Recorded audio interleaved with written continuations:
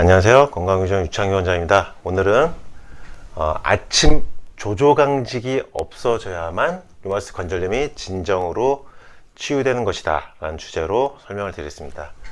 799일차 류마티스 관절염을 저하고 치료하신 지 799일차 되는 환자분의 식사일기 기록입니다. 2019년 12월 5일 날 저한테 보내주신 기록인데요.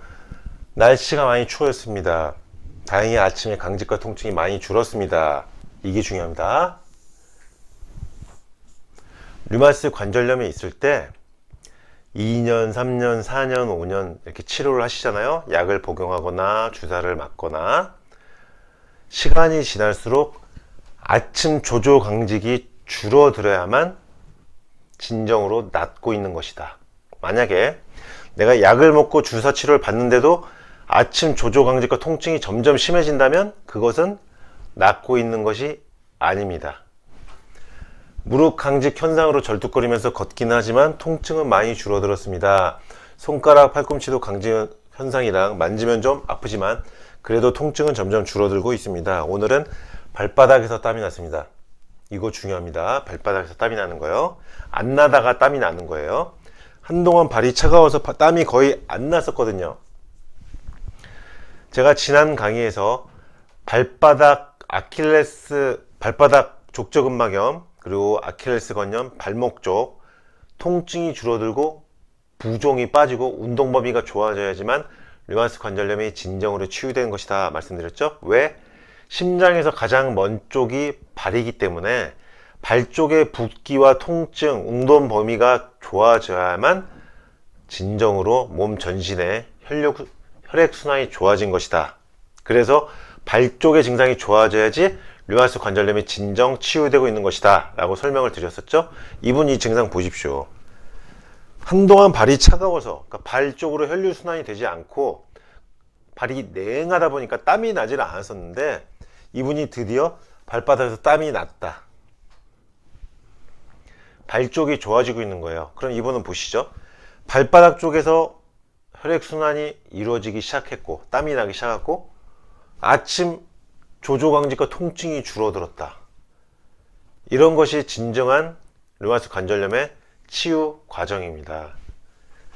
새벽에 잠 깨는 횟수도 줄어들었고 왜 줄어들었을까요?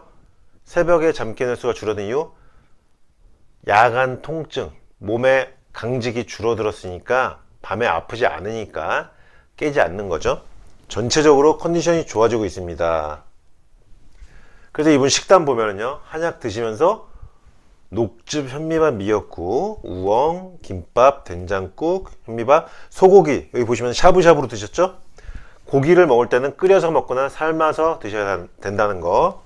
채소, 김치, 톱나물, 귤, 우엉차, 견과. 팥빵에서 안고만 드셨군요. 밀가루니까 빼고 드신 것 같아요. 식단 관리를 이렇게 799일 동안 저에게 매일매일 하루도 빠짐없이 이렇게 식단 일기를 보내주시면서 한약을 복용하면서 이렇게 한방치료를 하신 건데요. 결국 이렇게 결과적으로는 진정한 치유 상태에 도달하는 결과입니다. 그리고 아침 조조강직이 줄어들고 통증이 줄어들고 발에서 땀이 나는 거, 발 쪽의 증상이 좋아졌다.